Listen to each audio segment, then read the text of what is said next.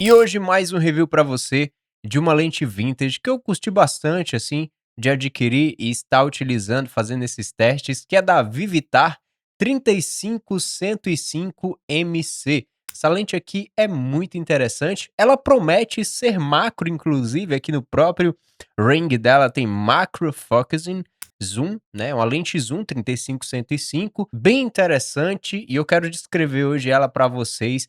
Quem sabe ser uma ótima opção para você que procura aí uma macro, né? Bem, será que é macro mesmo? Mas enfim, uma lente zoom aí nessa faixa de milimetragem 35 a 105 e que possa atender aí as tuas filmagens. Claro que antes de eu continuar com esse review, eu quero pedir encarecidamente que você possa contribuir com o meu trabalho, não vai te custar aí nem o dinheiro. Quer deixar o teu like aqui nesse vídeo se você gosta desse tipo de conteúdo e quem sabe aí se inscrever no canal. Mas assiste até o final, não se inscreve agora, vê se esse conteúdo vai ser legal para ti, aí tu decide te inscrever. Caso você já é inscrito do canal e gostaria de ter acesso a conteúdos mais exclusivos sobre Color Grade principalmente, nós temos aqui a área de membros, que ela é bem baratinho e você vai ter acesso a conteúdos mais aprofundados e exclusivos, claro, para quem quer se tornar membro. Mas não se sinta pressionado a se tornar membro, pode continuar assistindo um conteúdo gratuito caso você não queira aí fazer parte da membresia. A Vivitar, para você que não conhece, é uma marca bem interessante porque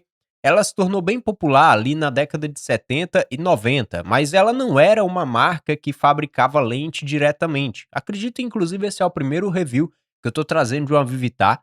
Essa primeira Vivitar aqui que vocês estão vendo, eu tenho mais uma para chegar e essa é bem interessante também. A Vivitar, ela foi uma marca bem popular ali na década de 70 e 90. Ela não era diretamente uma marca que produzia lentes, ela tinha projetos e ela destinava esses projetos para que marcas japonesas da época produzissem esses projetos para eles. E o mais interessante disso tudo era que, apesar das suas lentes terem ali a qualidade alta, elas não eram caras, elas eram consideradas lentes bem baratas. Inclusive hoje, se você for atrás de uma Vivitar aí no eBay ou qualquer outro local, Facebook Marketplace, você vai achar lentes que são bem baratas, inclusive. Comparação, por exemplo, com uma Takumar, uma Pentax, né, ou uma própria Canon FD, uma Nikkor, você vai ter lentes que têm uma ótica lindíssima, um rendering de imagem muito bonito e com preço muito acessível. Ali por volta da década de 70 e 80, a Vivitar ela lançou a Series One, que era justamente um projeto bem revolucionário. Ela chegou inclusive a bater de frente ali as suas lentes com lentes já conceituadas no mercado das marcas que eu já citei, né, Canon, Nikon, e isso fez com que ela fosse mais conhecida ainda e que alguns fotógrafos e videomakers da época acabaram optando por utilizar a Vivitar aí como suas em opções de kits de lente, justamente por ter uma qualidade ótica muito semelhante por um preço bem mais acessível. A Vivitar hoje, obviamente, ela não é tão popular quanto era antigamente, mas muitos fotógrafos, videomakers, inclusive eu, procura muito aí por lentes da Vivitar, por conhecer a ótica, saber que tem aí uma qualidade muito interessante e que vocês vão ver no decorrer desse review aqui com as imagens que eu fiz, por conta do preço barato. E claro, já falando desse modelo aqui da Vivitar, ela é um modelo que se chama Push Pull. É um modelo bem comum na época ali da década de 70 e 90, uma lente vintage que tinha esse tipo de construção, onde você conseguia fazer o zoom e o foco utilizando esse anel que ele ia para frente e para trás. Ou seja, em uma peça só você tinha o zoom e o foco. Eu sei que para algumas pessoas pode parecer meio estranho fazer a utilização disso, mas quando você pega o jeito é super fácil e prático de se fazer o zoom e o auto e o foco, no caso, utilizando uma única peça e se torna bem útil no seu dia a dia até. A Vivitar, ela é muito conhecida também por fabricar lentes na época de metal. Então, inteiramente de metal, obviamente tirando aqui só a parte da pegada do anel de foco e zoom, né? Mas é uma lente muito bem construída e bem pesada. Algumas lentes Vivitar que você for ver, você vai ver que nada chacoalha. Vou dar um exemplo para vocês, ó. Eu tô sacudindo a lente aqui e não faz barulho de clec-clec, aquele chacoalhar que nós temos em lentes de baixa construção, né? Apesar de ser um low budget, ela não é low budget em construção. É apenas em aquisição, mas talvez por conta de não ser hoje uma lente tão cobiçada, digamos assim, no mercado geral. Mas, cara, você tem um tanque de guerra, isso aqui é uma construção absurda. Quando ela chegou aqui, eu desmontei ela para limpar, porque ela está com alguns fungos aqui na própria lente. Mas, desmontei a parte frontal, a parte traseira eu não consegui retirar, que é justamente porque eu tenho que ter acesso para poder retirar os fungos. E eu, obviamente, gosto muito de desmontar essas lentes vintage para aprender muito sobre elas aqui, poder trazer um conteúdo mais robusto para vocês. E o que eu percebi, comparando com lentes Plastic Fantastic, por exemplo, que eu já desmontei, e até Rokinon, que não é Plastic Fantastic, essa lente aqui é surpreendente a construção interna. Esse mecanismo de push-pull é muito interessante, é a primeira vez que eu estou experimentando isso, me surpreendi bastante e estou tentando até entender hoje como que eu vou desmontar essa parte de trás para eu ter acesso. Já procurei review e é muito difícil achar review dessa lente, eu não encontrei nenhum até fora do Brasil. O mount dela é totalmente de metal também, então nós temos um mount bem interessante, o mount é OM, então foi feito para a linha da Zuiko, né, a linha Olympus, e por sorte eu tenho um adaptador aqui em casa, porque eu tenho uma Olympus que eu já trouxe aqui review pro canal também, uma 50mm 1.4 muito interessante. Essa lente aqui tem uma faixa focal muito interessante, então ela vai do 35 ao 105mm. Ela é diferente de se fazer o foco, então você precisa fazer o foco dela aqui com uma certa distância, então quando você está em 35mm, ela não é tão próxima como essa lente que está me filmando agora, que é uma 25mm da Seven Artisans. Então, você precisa se afastar mais um pouco dela para poder fazer o foco e ficar interessante, né? Ela foi construída dessa forma. Quando a gente vai para os 105mm, você consegue aí ter uma cremosidade muito interessante de bokeh. Tem algumas imagens que eu vou ficar rodando aí na tela enquanto eu estou explicando, e você tem realmente uma textura muito bonita, tá? A Vivitar ela tem essa fama justamente pela sua construção, de ótica muito primorosa, e nisso tem um rendering de imagem muito interessante, mesmo em câmeras atuais que acabam trazendo nitidez demais, exacerbada. Por sorte eu estou utilizando uma Blackmagic, uma câmera formato cinema, então casa muito bem essas lentes vintage, e essa Vivitar aqui, eu achei realmente muito divertido de se utilizar na Pocket, porque eu consegui extrair exatamente o que eu gostaria mesmo e o que eu esperava. Apesar dos fungos que tem aqui na lente, eu consegui ter uma imagem ainda limpa. O problema sempre é, obviamente, nos flare, que já já vocês vão ver o flare dessa lente, que é magnífico, eu achei muito massa. Mas o fungo ele acaba fazendo muito blooming, né? Acho que não deve ter errado o nome aqui, mas é um flare que ele deixa tudo esbranquiçado, então não é muito interessante. Depende, obviamente, do projeto que você está filmando, mas acaba atrapalhando muito questão de contraste e nitidez. É óbvio que o fungo ele acaba difundindo essa luz e fica realmente um pouco deteriorada num contraluz. Mas em situações normais de iluminação controlada, você tem aí uma imagem muito interessante. E é claro que ela diz aqui que é macro focusing, né?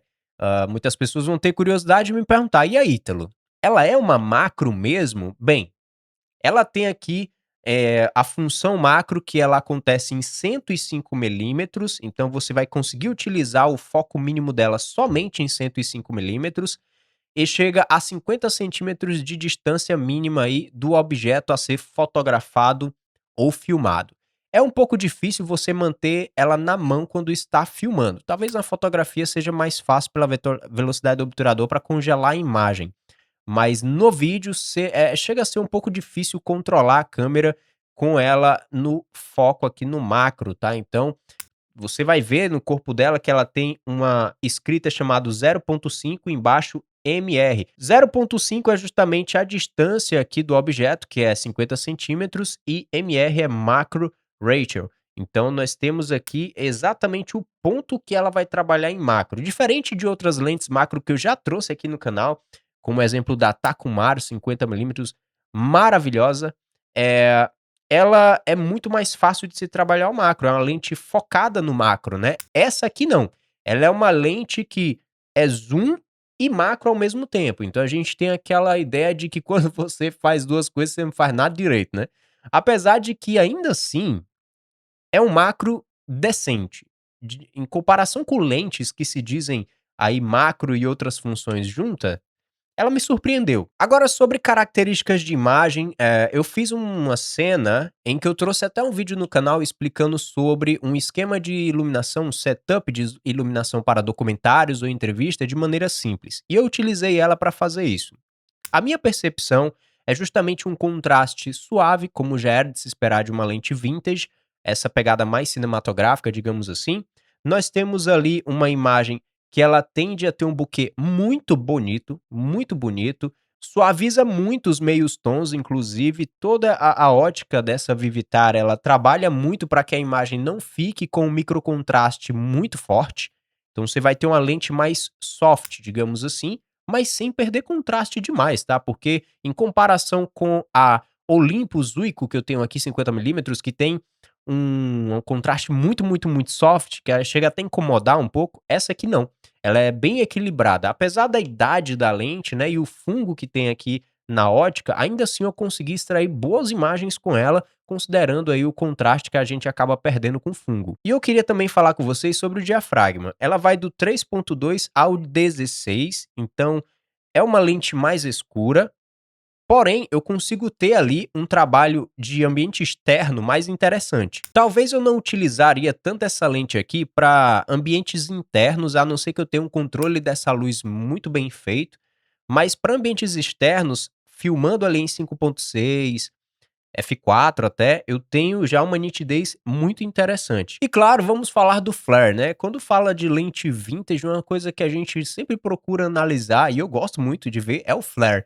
A Vivitar, ela é uma lente que eu admiro muito, justamente nesse ponto. Nós temos várias lentes da Vivitar aí disponíveis no mercado, e o que mais me chama a atenção é o flare bonito que a Vivitar tende a imprimir. Outras lentes também possuem um flare bonito? Sim, uma Canon FD, uma Nikkor, por exemplo, uma Minolta, uma Pentax, são lentes que têm um render de flare muito bem interessante. Por quê? Existe ali o MC e muitas lentes trouxeram esse MC, que é justamente o multi-coating.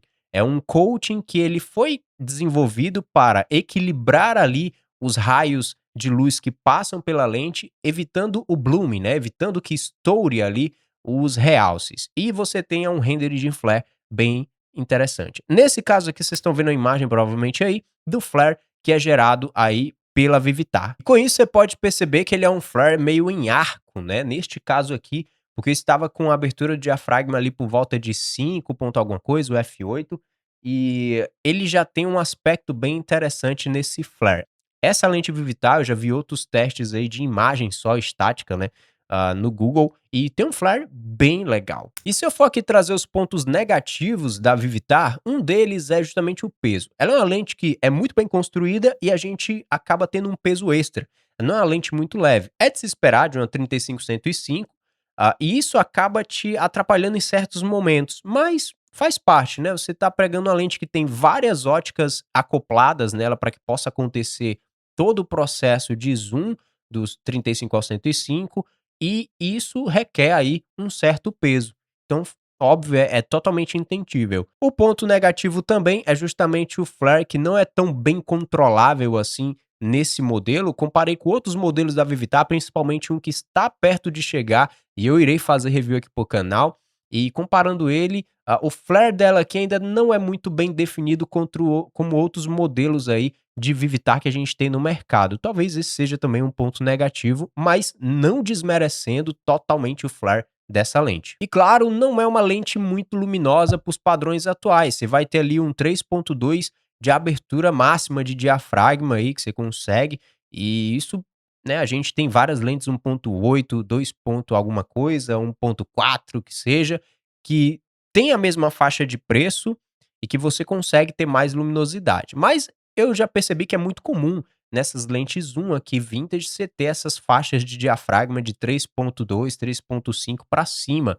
Faz parte, a gente está pensando que são lentes que vão ser utilizadas em ambientes externos, com luz do sol batendo, e isso pode te ajudar muito a conseguir uma nitidez interessante. E óbvio que nós vamos para a nota que eu vou dar para essa lente, é claro que eu vou dar aqui uma nota 7. Por que a nota 7, né? Comparando com outros modelos de lente de outras marcas também, como Nikkor, Canon, Minolta, eu tenho outras lentes que têm uma construção muito parecida, mas tem um render de imagem um pouco mais equilibrado. Essa lente aqui ela tem alguns probleminhas com aberração cromática, o que é esperado de uma lente vintage, mas às vezes eu também sinto falta de não ter que usar esse sistema de push-pull, e simplesmente usar o sistema tradicional de um anel para foco e um anel para zoom, né. Então nós teríamos, na verdade, 3 anéis, né, foco, zoom e diafragma. E às vezes acho que, seria um ponto que para mim é bem importante, assim, né. Não tô dizendo que é ruim